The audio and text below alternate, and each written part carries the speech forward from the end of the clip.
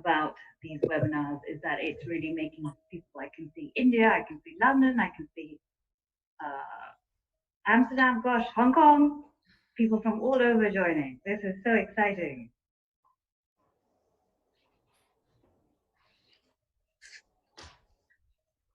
As I said, I'm just going to wait a minute or two and then I'm going to start. We seem to have a good number of participants. Thank you so much, everybody, for signing up to this. Fashion for Good has been doing some really interesting seminars, and I've been watching a couple of them. And I was really excited when they asked me to host one, especially this one, because it looks at textiles in India, which is a subject really close to my heart. Hello, we have someone saying hello from Paris. I'll go back to you. Bonjour. Okay, so I'll start in like a minute. Bristol, Sweden, wow. This is a global audience for sure, Indonesia. This is really great to have such a great participation right now, especially as I know things are opening up in most places right now, and it's a really, really busy time for everyone. So thank you so much for taking this time out and joining us. We have a really wonderful set of panelists.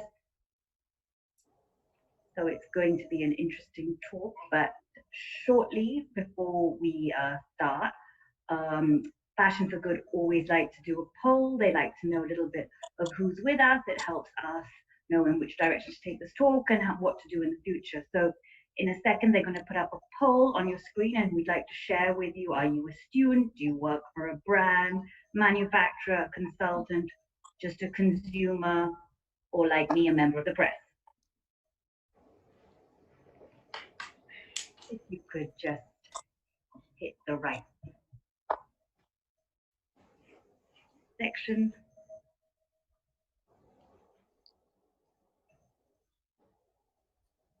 So this poll is something we'd like to do before we start. For anyone who's just joined, we'd just like to know a little bit about your background. It really helps us put together the question.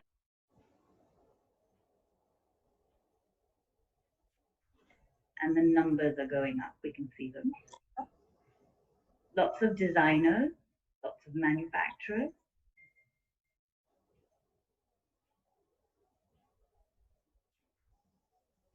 Press, I can see working elsewhere. This is lots of students. What a wonderful, varied audience we have today. Well, we also have a wonderful panel with us, and we are here to discuss the impact and innovation in textile manufacturing. This industry is probably one of the industries that has been hardest hit by this pandemic. And just like every industry is having to rewrite its rules, so is the textile industry. It's really being challenged. But in many ways, this pandemic has acted as a catalyst towards good fashion, and that's something we really do want to focus on, the impact and innovation. I'm Sujata Assomull. I was born and brought up in London. I moved to India in my 20s because I had such a love of Indian costume history and textiles. I worked as a journalist for many years, launch editor of Harper's Bazaar India, and last year I wrote my first book, which looks at film costume history, and I call myself a mindful fashion advocate. And I'm really excited because on this panel are two female, really foremost change makers. They're really dynamic. First, can I introduce Dipali Goenka, CEO and Joint Managing Director of Welspun. She's spoken about innovation in the future of the Indian textile issue, innovations in Indian textiles on many platforms. For many Indian women, she's really a role model. So thank you so much for joining us and taking time out, Dipali. Thank you. And from Amsterdam, we have Katrin, the Managing Director of Fashion for Good, a platform. Sorry, that's me.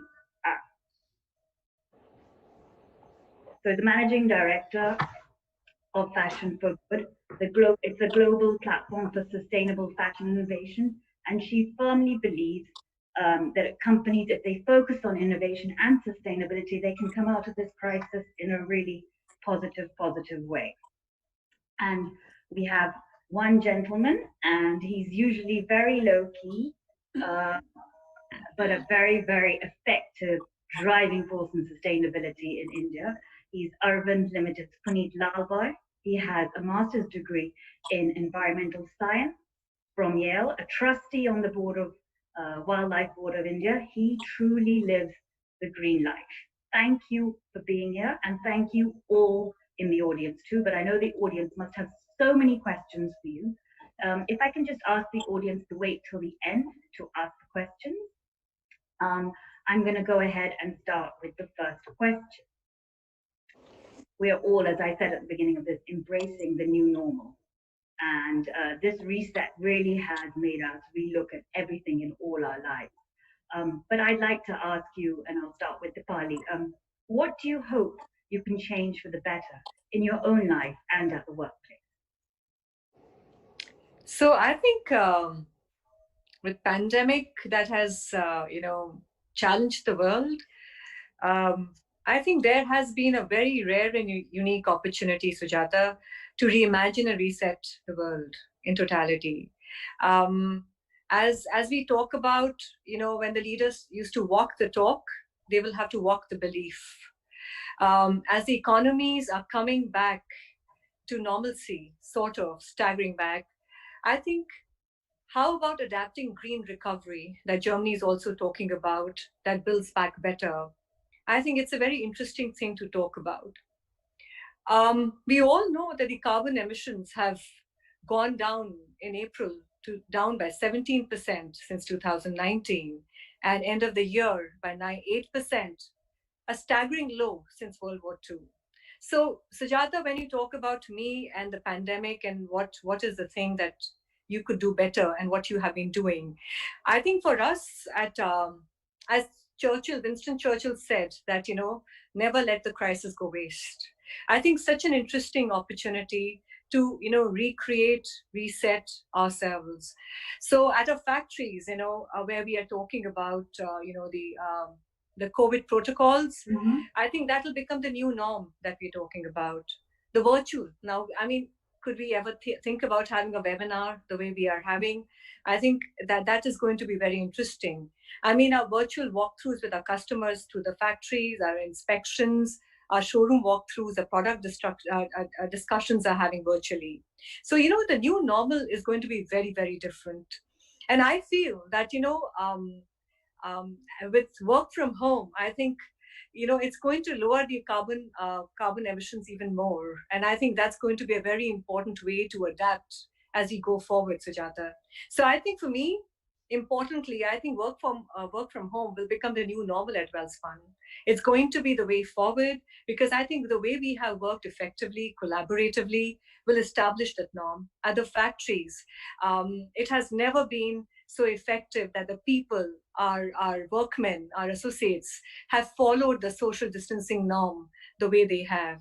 I think that's going to be very, very interestingly. And I think all of us, I think, is the time to see as the planet Earth heals back, and it has healed back. I think how are we going to retain it and sustain it will be very, very important. So I think I will stop there, and I think Yeah, sustainability will be work from something on home my is mind as well. I think work from home is the thing every business owner I'm speaking to is saying the whole benefits of it, and I can see that becoming something very big. Puneet, anything you'd like to add to that, please?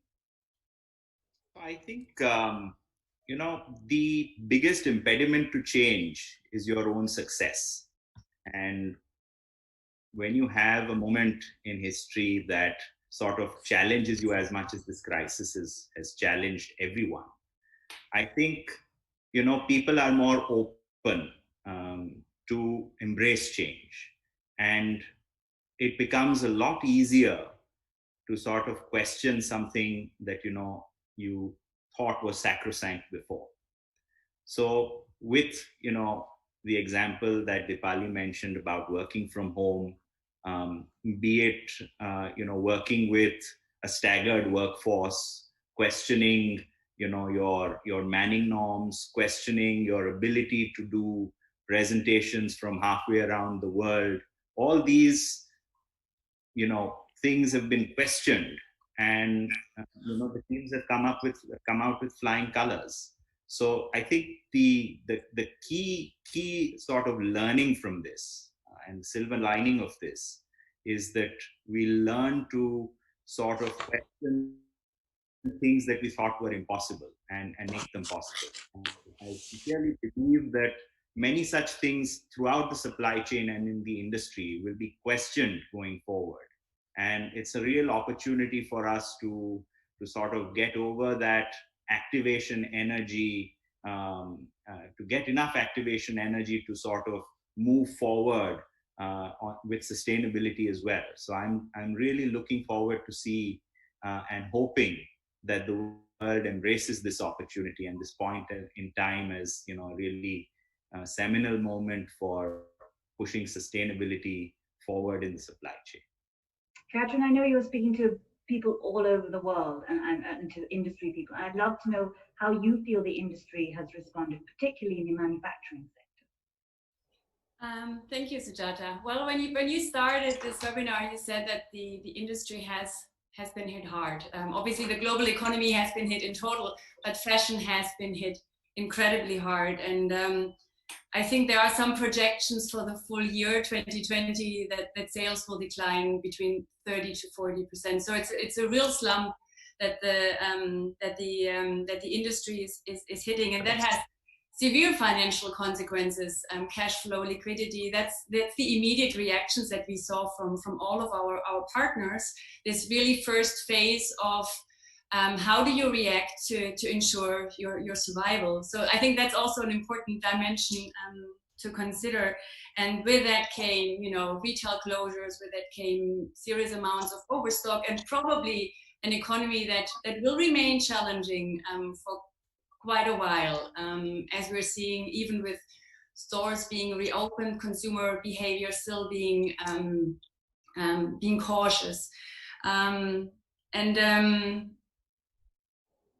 We've also seen, obviously, from the social side of things, workers in the supply chain, but also on the retail side, being tremendously hit, be it on with furloughs, be it with reduction overall. So I think what we've seen with this pandemic is really this intertwining setting where environmental dimensions and social dimensions come together. And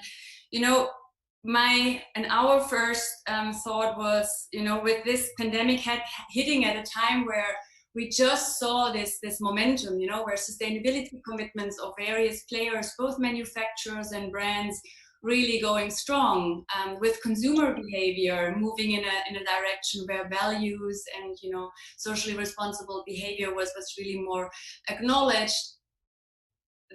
We clearly saw the risks that there might be now a delay, that there might be now a resetting of strategies and all this momentum that it created, that this might be put at a pause. But I have to say, with all the discussions that we were having with our partners, yes, there is a short-term reaction in terms of really fighting for survival and decluttering P&Ls and making sure cash and liquidity is being protected.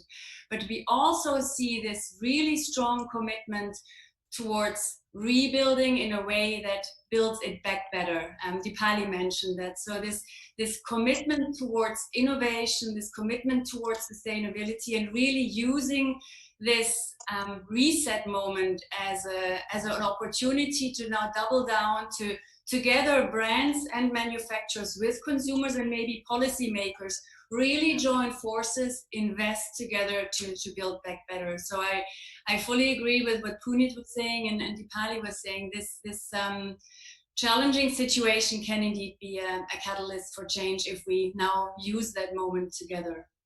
It's like you said, sustainability was a word that's been, I think, the buzzword for a while now. And then to me, it feels like this pandemic has brought the talk of sustainability right to the forefront.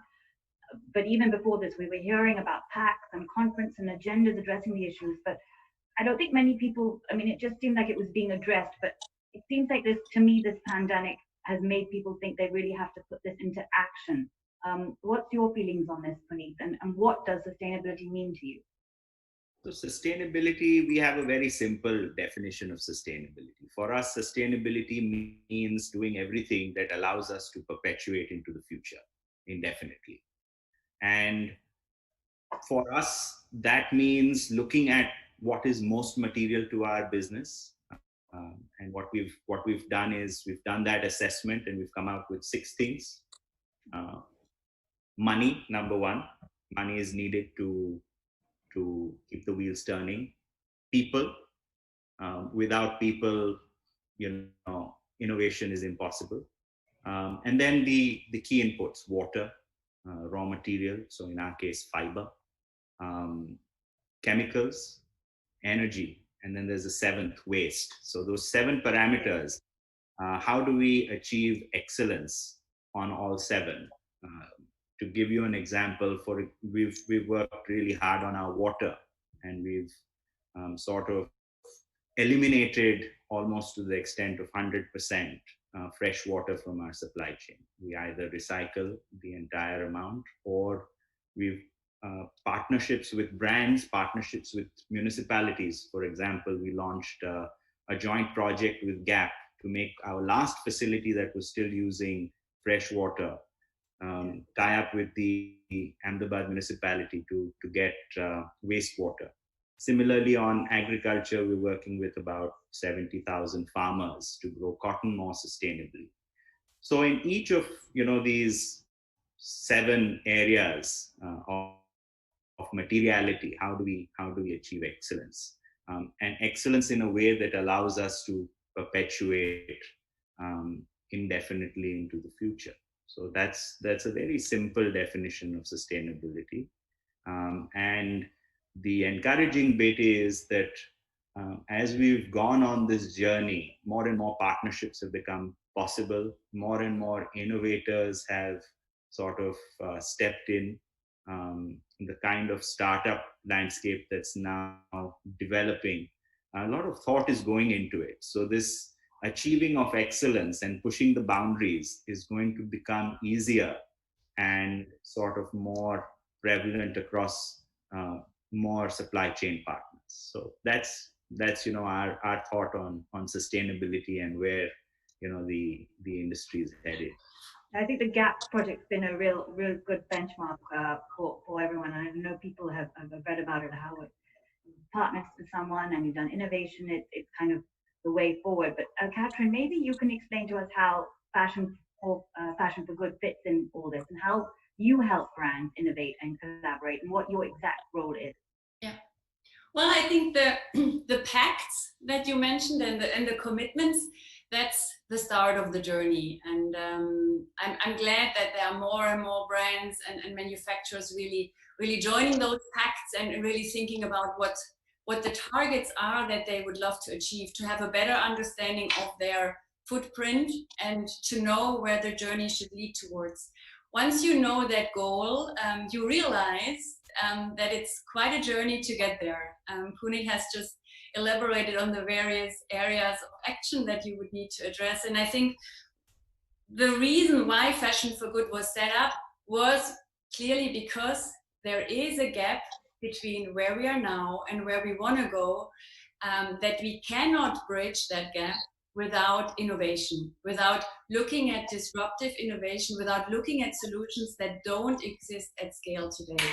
And that's why Fashion for Good was set up, to identify those innovations, startups really from around the world, looking at solutions that tackle all these different dimensions in the supply chain, looking at raw material innovation, looking at processing, dyeing, finishing innovation that use less chemicals, less water, all the way through closing the loop on innovative recycling solutions that use waste as an input. And that also includes transparency solutions, traceability solutions. So it's really across the board. And these areas are defined based on also the needs that we hear from our partners.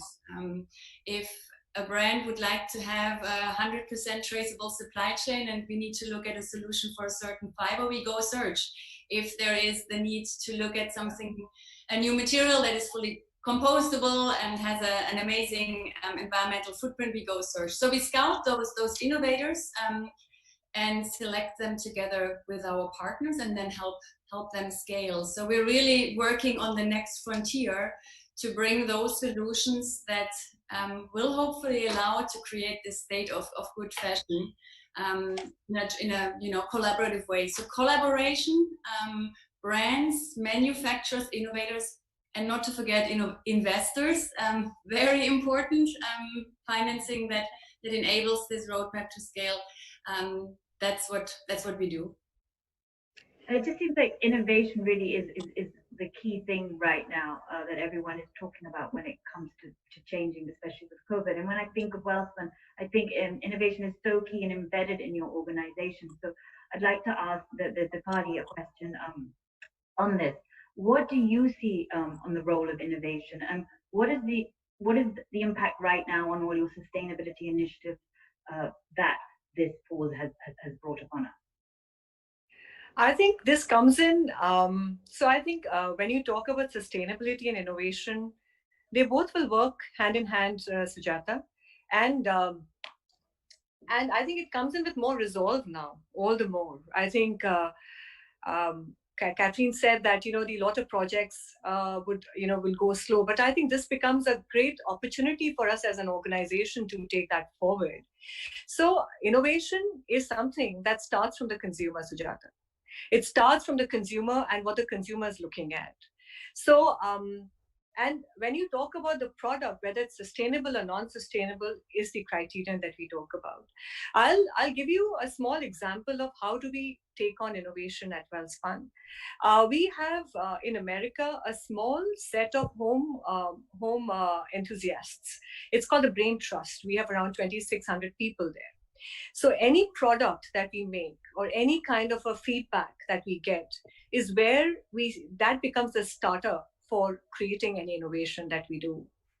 Sustainability is something that will be deeply embedded in a whole supply chain for Welspun. So whether we innovate, whether we have the supply chain, because we are moving from linear to the circular economy. And innovation is one aspect to it. It'll be embedded in the whole supply chain. Our story starts from the scrapyard. So when people talk about cradle to gate, it's going to be cradle to cradle. When you're talking about the life cycle, it's going to be cradle to cradle. How does that happen for you? Is going to be a very interesting aspect. Can you see when the plastics can be translated and, rather than using the virgin plastic, can we recycle it and get it back into the whole supply chain? Looking at wood, looking at metal scrap, and of course, your waste that is generated out of cotton. I think the landfills is a very big question that we have. And circularity will be a very important aspect. So innovation and sustainability going hand in hand, and looking at how we can really create products that can be sustainable, that can actually be an answer to the circular economy. Otherwise, there's no way that we'll be able to help. And I think when I talk about textiles, I sometimes feel guilty. The maximum consumption of water, the landfills that we're talking about, cotton that we basically use. I think there's a lot that we have to find solutions ourselves. So I think when Punit talked about cotton, I think we are working on these Better Cotton initiatives with farm workers and farmers across in India, where actually the better cotton, consumes lesser water, practically 1/3 of the water than the regular cotton as well. So I think there are a lot of interesting things, Sujata, that come your way. And I think the supply chain will be a very important aspect from the farm to the shelf and back to the factories again. I think will be a very interesting way of looking at circularity and innovation. I think that this, as you said, this whole supply chain and how we can transform it is something that is something that's very key right now. And I think one key innovation that has come out of this pandemic is how quickly companies like both your companies have taken to making PPE equipment during this time. I think it's estimated now that India makes 4.5 lakhs worth of equipment daily. Maybe it will be one of the countries that is the second highest supplier to the world of PPE equipment. This has been really quick, and the way you moved was so agile and so quick. I just wonder, will this also help us manage this whole supply and demand? And as you said, this waste, will this ensure that there is not waste between supply and demand right now? Puneet, in particular, Arvind Mills has taken this a step further with the kind of antimicrobial and antiviral solutions. I think you've partnered with a Swiss company, HiQ. Can you tell us a little bit more about this and how this innovation will sort of change things in the future at your company? Sure. As Dipali mentioned, this type of innovation comes from listening to the customer, and the state of the world right now being so dominated by uh, Corona thinking. That was the obvious motivation for getting into this line of work, be it PPEs or be it antiviral fabrics. And I think I think the innovation has always existed in the world. I think it's a lot about taking innovation to the consumer is about connecting dots. So our philosophy at Arvind is about working with people who have already done the hard yards and partnering. Partnership sort of features very prominently in everything we do. And that's why we took this step to partner with this company and bring this product to the market. I think the the innovation and sustainability makes a lot of business sense. When there is demand, sustainability makes a lot of sense. When there are cost pressures, sustainability makes a lot of sense. If I consume less, if I consume more efficiently, it's going to make a difference to my bottom line. The role of innovation comes in to the subset of circumstances where things are mispriced, and that direct relationship between sustainability and profitability is not there, and therefore you need a new innovative approach to bridge that gap. And that's where partnerships, especially with innovators who are living, breathing the problem day in, day out, makes a lot of difference. And the role of people like us who have access to the market, who have the infrastructure in place, who understand the market very well, is to sort of help some of these innovators reach the customer. So I think this is the example that you mentioned is an example of this happening. I think the buzzword right now is, if I'm not correct, is profit with a purpose. Is that correct, Puneet? Sure, I think that's always been true. But it seems like everyone's talking about that a lot more right now. I think people's eyes have been opened to that being even more relevant in today's context, and the hope is that it's made an impact to the extent that this sort of, it will be a permanent change that will sustain even in the future. I know the Indian newspapers have been writing a lot about Welspun and the kind of diverse range of PP equipment you guys have come out with in such a short time. And what I've been reading about is a lot about the upskilling and the digital changes you made so quickly. I'd love to know more about these and how you think you will use this in the post-pandemic era and what you learned about upskilling and digital, Dipali. It is, Sujata, I think this pandemic has been really a great learning for all of us. And I would say that the things that we couldn't do earlier, they have just accelerated our learning, the whole digital initiative, whether it's at the front end in the terms of e-commerce, globally in our whole, whether it's United States, UK or India, it is completely accelerated. And when you talk about the front end, even like looking at virtual showrooms, now, I mean, would you need that showroom space? Can you reduce that showroom space? It's a very interesting thing. I mean, and that's what we are working on now, creating a virtual showroom and taking the customer through that virtual showroom. And that's what we've done so far. talking about the products, and imagine creating the texture of a product. Though definitely the feel of the hand is definitely important, but I think the conversation, the look and the feel can definitely be through this virtual medium. When I talk about the factories, factories where we would have the visits, but now we can do the virtual walkthroughs of our factories. Virtual walkthroughs. We, in fact, I mean, interestingly, did our COVID protocol audit by one of the big fours. It was a grueling 7 hours, but we did it virtually, creating virtual inspection rooms. So I think there are a lot of things that will really come your way, and that's what we have been doing. And with this, I think what has also accelerated is AI. AI in the terms of quality. I mean, we had been earlier partnering with one for quality. So in our rugs plant, we have an AI for quality, where I think that can actually help us to accelerate, because the human eye tends to get tired. And one of them, which we are talking about, has been a part of Fashion for Good innovators, where we are looking at a cobot and a cbot for cotton super rugs.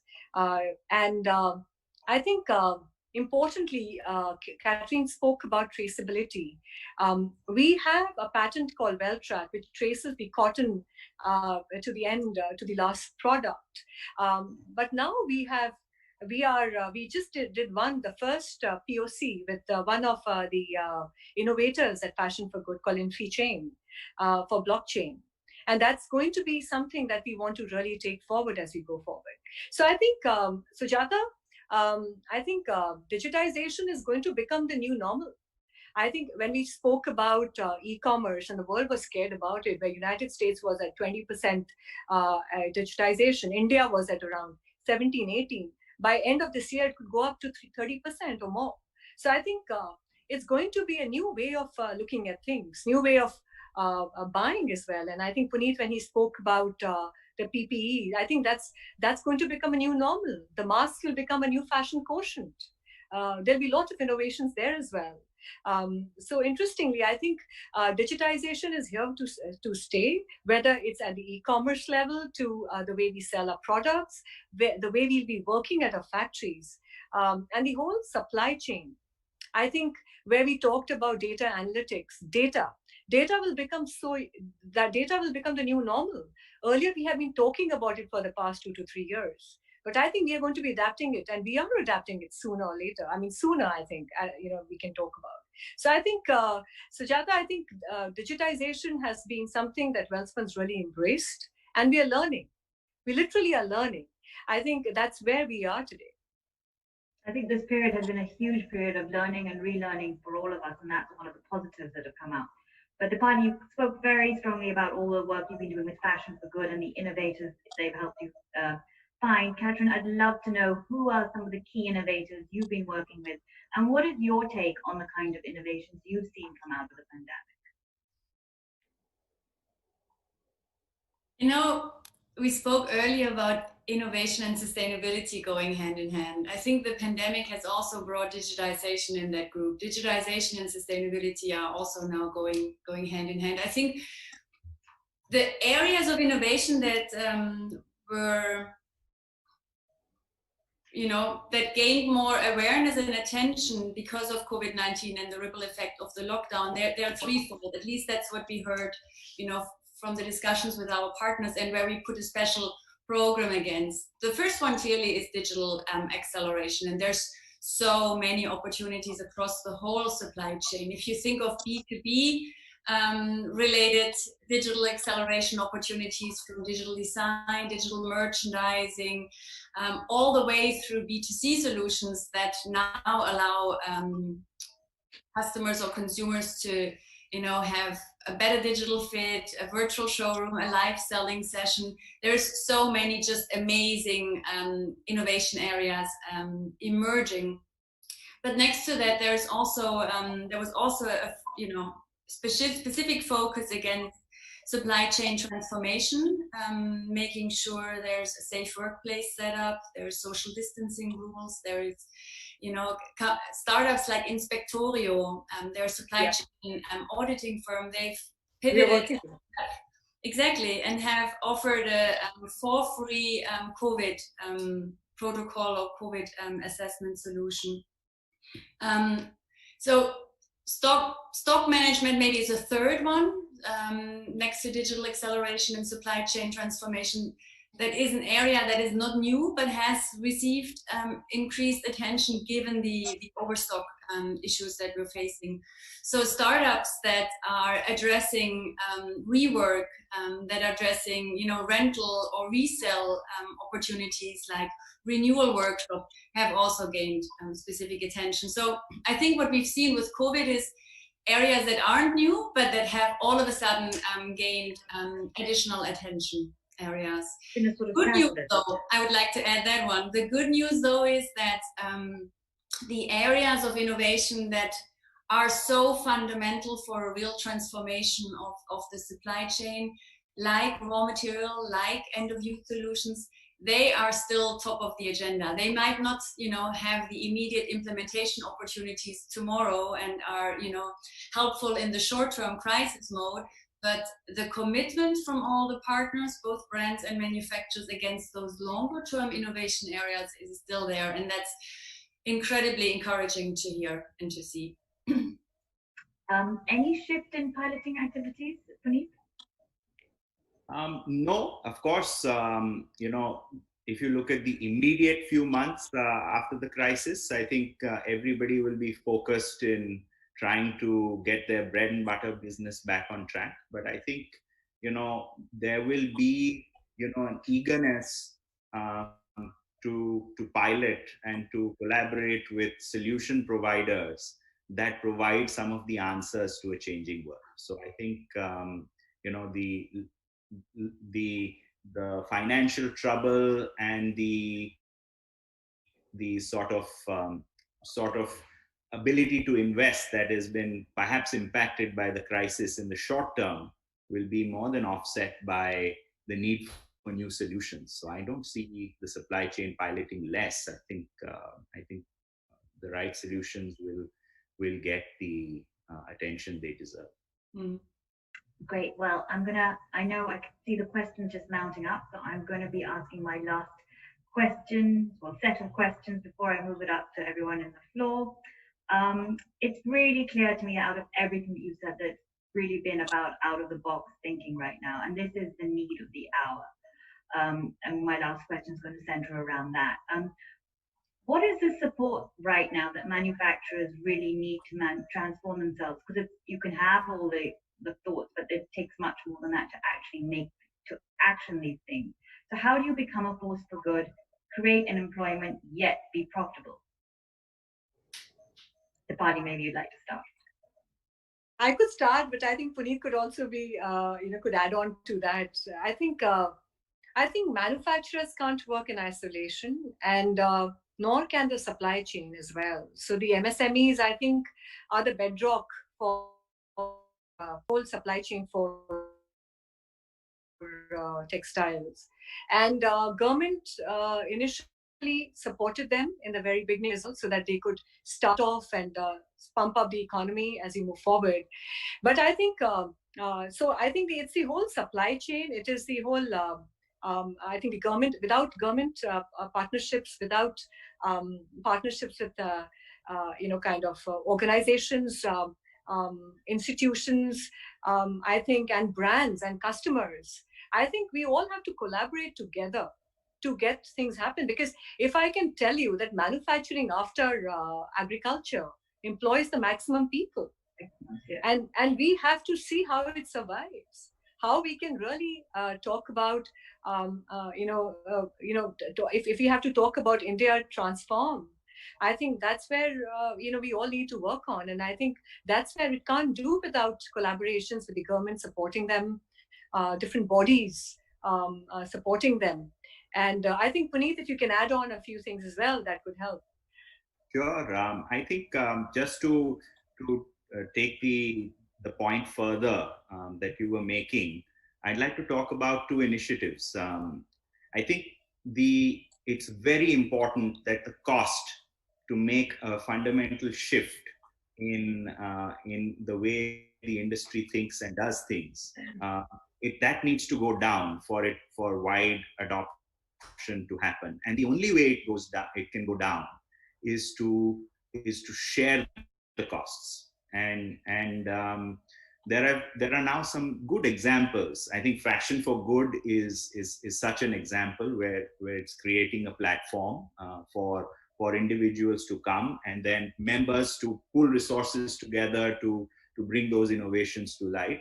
Another example that I've been involved with is the Sustainable Apparel Coalition, where a good, 50% plus a turnover of the entire global industry has come together to define, the common language of sustainability and create a race to the top through measurement and reporting.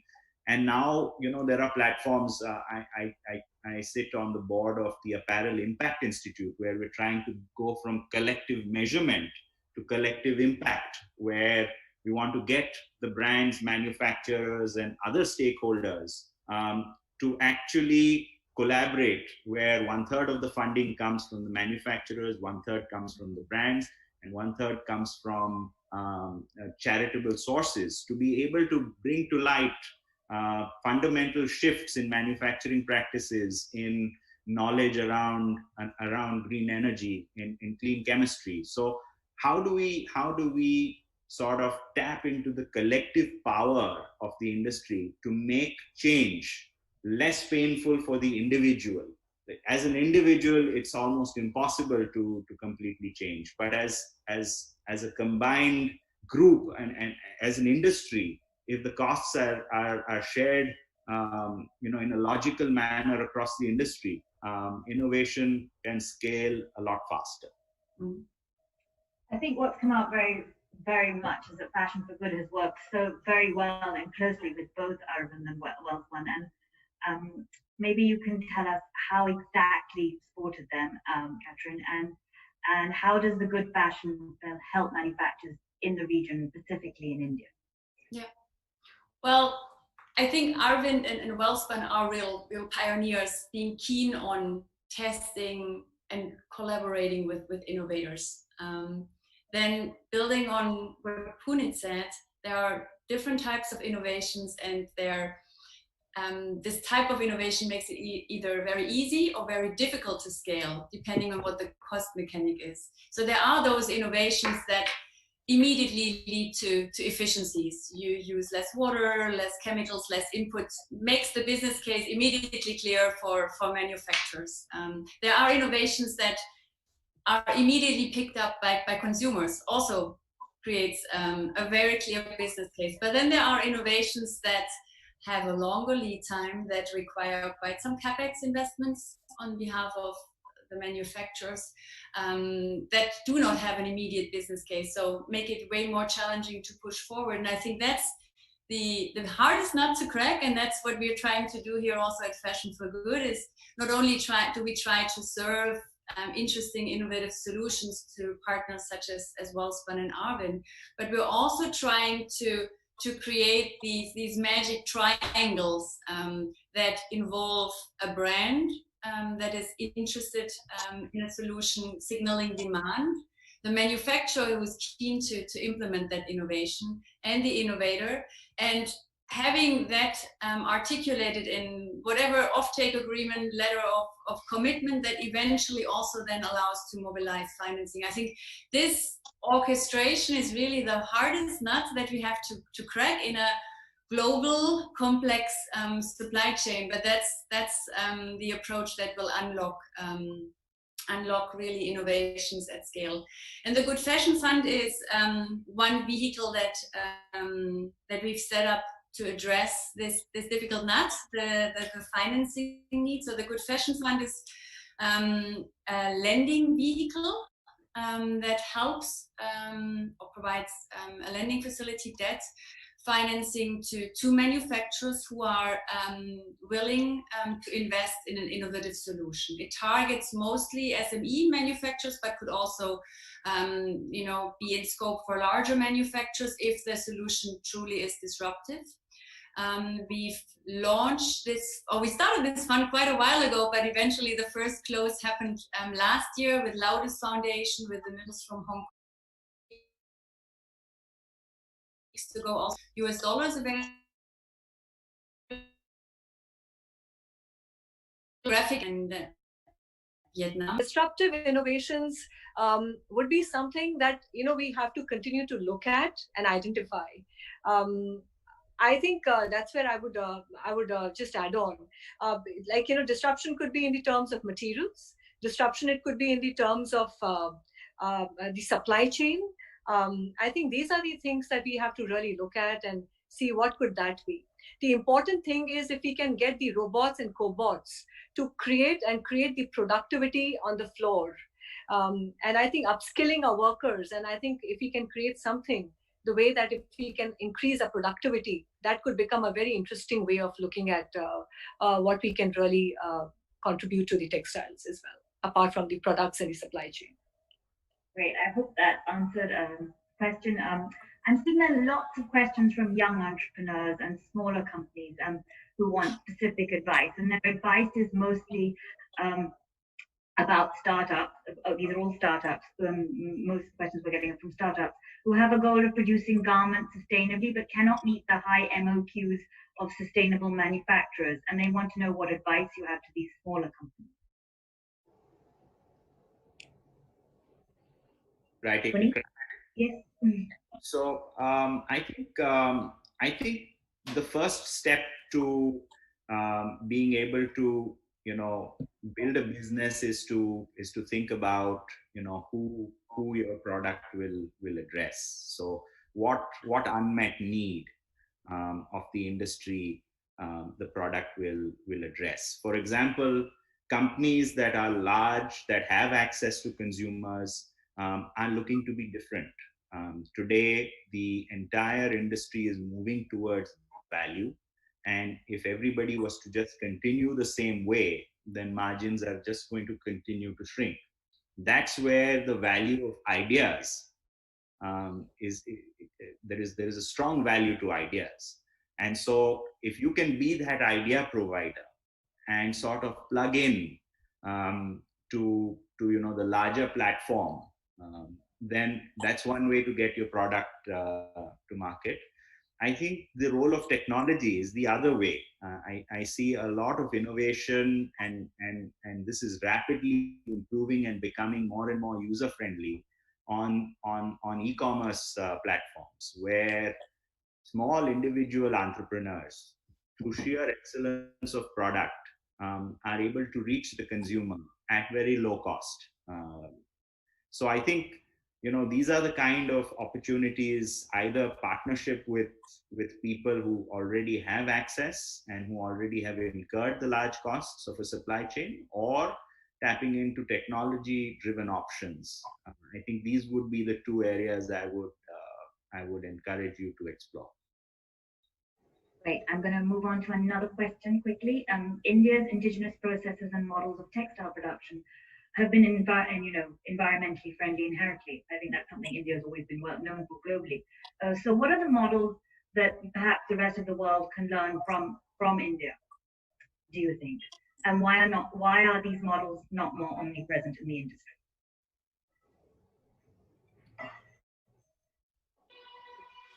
Well, maybe I'm, as a non-Indian here. The non-Indian is going to take this one. But I think there is something in the context of circular economy and increasing the lifetime of a garment. India has an amazing traditional and pool of capable craftsmen and craftswomen. A lot of our crafts are, a lot of many of our stitches are actually about patchworking old pieces together. A lot of our beautiful crafts are based on that. You're right. Exactly. So I think that's a huge opportunity if you think of the, opportunity for renewal activities, for re-commerce activities. These are exactly the skills that you need, which many other parts in the world don't have those skills anymore. So I think there's an amazing opportunity to think of circular models in a way that really taps into the expertise and the knowledge in the country. So, Katrin, I'll just add on to what you said. This is also a great sustainable aspect where people like us, and that's what we are doing in a brand spun. We upcycle around 2 tons of rags that are generated out of a factory, and the communities around us, because when you talk about Kutch, it has a lot of craft as a talent. So, in these kind of centers, where these women meet and they make rugs and cushions out of it, and which are sold globally. So it is kind of it creates jobs. It also upcycles the rags that are generated as well. So it's a very interesting model that actually India has taken on as well. I have another example. So we are working on a regenerative organic cotton project where we're trying to actually use use farming techniques to sequester carbon into the soil on top of the farming being organic. And then we're taking this organic cotton and going to weaving communities and spinning khadi mandlis, um, organizations that make khadi yarn, getting it spun by them, working with weaving communities to hand weave it and hand dye it with natural indigo, and then stitching it all by hand. So no electricity, 100% handmade product. And we are able to provide employment to a few mandlis, and we are able to provide sort of a market for a product that is highly premiumized, that shouts made in India, and creates value and employment for various communities. Yes, it's small, but if there are enough people doing these small things, and the example that Dipali mentioned would fall into that category as well. And then there are people doing it at even slightly larger scales, like Fab India, incorporating a lot of traditional indigenous communities into their product category. So there are a lot of these examples of people sort of working with these communities. I think more of that is needed. I think more of that is possible, and I think more of that will happen. And it needs good entrepreneurs who have, the passion and time to be able to create that link between beautiful craft and a consumer perhaps halfway around the world. So I think it's a valid question, and I think it's an avenue for a lot of people to take advantage of. Yeah. I think we're seeing a lot of talk about such beautiful projects, and I'm seeing that media sort of highlighting all these projects and more entrepreneurs, like you said, doing this. But I think, like all of you said, it ultimately has to come that the consumer wants this. And we've had someone ask about how does the panel think a consumer can promote responsible behavior and responsible consumption like this? And will responsible and more mindful shopping, in fact, impact your profitability? Most certainly. I think a lot of innovation falls by the wayside because there is nobody to buy it, or we didn't communicate it well enough, or it fell through the cracks between the understanding of the manufacturer and the brand. So a lot of these things, don't see the light of day. Good ideas don't see the light of day because the story wasn't strong enough, or there was nobody to pay the price for a product, or there was nobody who thought that product was cool enough to buy. So if people start making responsible buying choices, that's the engine that pulls the train. So I think that will, and I'm starting to see it happen. I'm starting to see consumers, in the age of digital information available so Gen easily. Z and the millennials in particular, right? The millennials and the Gen Z, I guess. Yeah. Very difficult to fool them. Yeah, absolutely. Which is a Greenwashing. good thing. So it's a good thing. So proper sustainability will see the light of day because of a very educated consumer. I agree with that. Wonderful. There are so many more questions, and I'm so sorry we can't get around to them, but maybe you can put them in the chat and we can see if we can reply some of them because we do have this wonderful panel. Thank you, Punit. Thank you, Dipali. Katrin, you were wonderful. Thank you, Sujata. There is going to be another wonderful webinar that Fashion for Good are doing. It's called Meet the Innovators, the South Asia edition again. It'll be another wonderful expert panel. That is on the 9th of July. And it would be great if you could sign up for that one. I know I'm going to be signing up. Do keep checking out Fashion for Good's register. But before that, I'd like to ask each speaker to just give one closing statement so that we can leave this with some sort of summary of what we've discussed this hour. Shall we start with men this time and go with Punit? I would like to just say 3 words that will spur, the future of sustainability. It's collaboration, collaboration, and collaboration. Wonderful. Dipali? For me, sustainability is now about circularity. And I think let's move from linear to circularity. And I think that's going to be the new norm. And we have to do it now. And it's very important for all of us as textile manufacturers. And I think we have to contribute here as fast as we can. And Katrin, would you like to have the last word? Yeah. Well, the opportunity to really use this crisis to double down on the commitments towards innovation and sustainability. Use this moment as a catalyst for change. Yeah, I really believe this moment can. There's a lot of good. I know there's a lot of doom and gloom that people are focusing, but there's actually a lot of good. And this is a catalyst, and this is a changing moment. And this moment will define things in the forward. So this is a time for good. Thank you again all so much for logging on from all over the world. I hope you all stay well and stay safe. Thank you to Fashion for Good for asking me to host this. It's been incredible. I have learned a lot, real insights, so I'm sure you did. And hopefully we'll see you on the 9th at Fashion for Good's next event. Thank you all again so much. Stay safe. Bye, everybody.